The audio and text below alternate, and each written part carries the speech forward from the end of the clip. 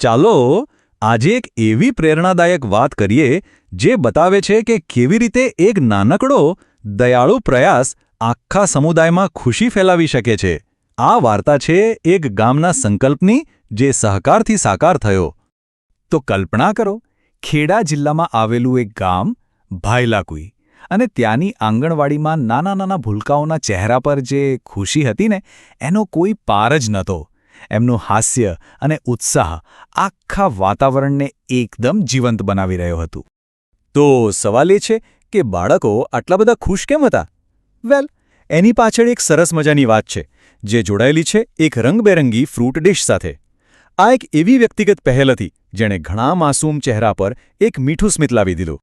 તો જુઓ, આ ઘટના છે ભાયલાખોઈ ગામની આંગણવાડીની, અને આ કહાનીના હીરો છે શ્રી કુલદીપસિંહ ચૌહાણ, જે ત્યાંની પ્રાથમિક શાળાના મુખ્ય શિક્ષક છે.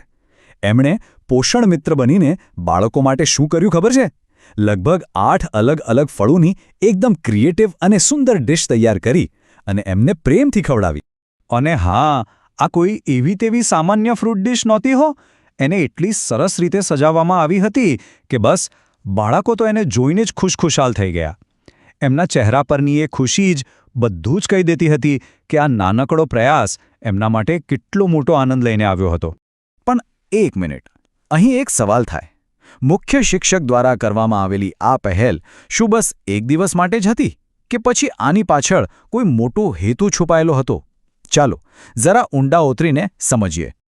તો વાત એમ છે કે શ્રી કુલદીપસિંહનું આ કામ કોઈ એકલ-દુકલ પ્રયાસ નહોતો. એ તો એક મોટા અભિયાનનો ભાગ હતો જેનું નામ હતું પોષણ મિત્ર.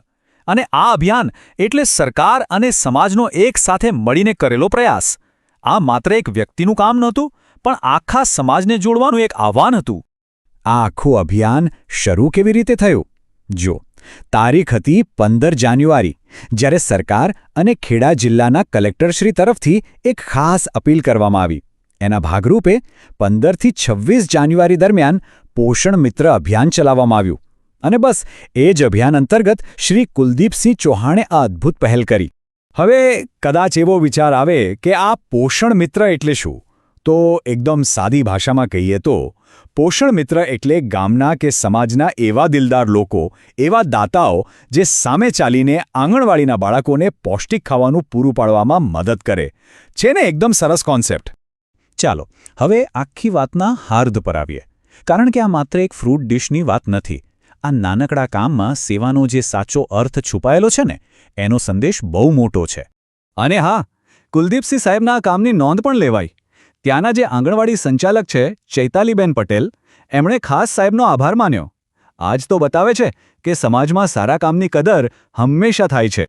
મને હવે આવે છે આખી વાતનો સૌથી સુંદર અને હૃદયસ્પર્શી ભાગ. આપણા સૌના પ્રિય ડૉક્ટર એપીજે અબ્દુલ કલામ સાહેબે હેન્ડસમ શબ્દની એક એવી વ્યાખ્યા આપી હતી જે કદાચ કોઈએ વિચારી પણ ન હોય. એમણે કહ્યું હતું, his hand use for someone, મતલબ કે સાચી સુંદરતા એ છે જ્યારે તમારા હાથ કોઈ બીજાના કામમાં આવે. અને જુઓ, શ્રી કુલદીપસિંહ ચૌહાણના કાર્યમાં કલામ સાહેબની આ વાત બિલકુલ સાચી ઠરતી દેખાય છે. આ આખી ઘટના આપણને એક બહુ મોટી વાત શીખવે છે કે એક શિક્ષકની ભૂમિકા ખાલી વર્ગખંડમાં ચોપડીઓ ભણાવવા પૂરતી સીમિત નથી હોતી. એમનું અસલી કામ તો પોતાના આચરણથી, પોતાના કામથી આખા સમાજ માટે પ્રેરણાનો સ્ત્રોત બનવાનું છે. અને શ્રી ચૌહાણે કરી બતાવ્યું. તો આ વાર્તા અહીં પૂરી થાય છે, પણ એ આપણા બધા માટે એક વિચાર મૂકીને જાય છે. જેમ શ્રી કુલદીપસિંહ ચૌહાણે પોતાના હાથને સમાજની સેવા માટે વાપર્યા, એમ આપણે સૌ પણ શું એવું વિચારી શકીએ કે આપણા હાથ સમાજ માટે કેવી રીતે ઉપયોગી થઈ શકે? બસ આ જ વિચાર સાથે ચાલો આપણે સૌ આમાંથી પ્રેરણા લઈએ.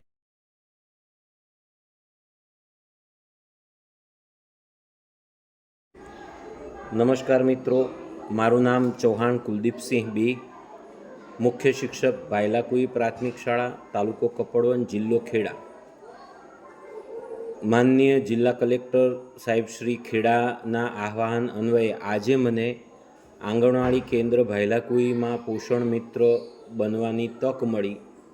મેં બાળકોને વિવિધ પ્રકારના ફળોની ફ્રૂટ ડીશ જમાડી છે.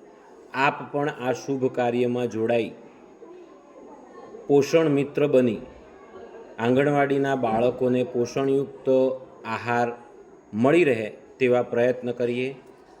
આભાર.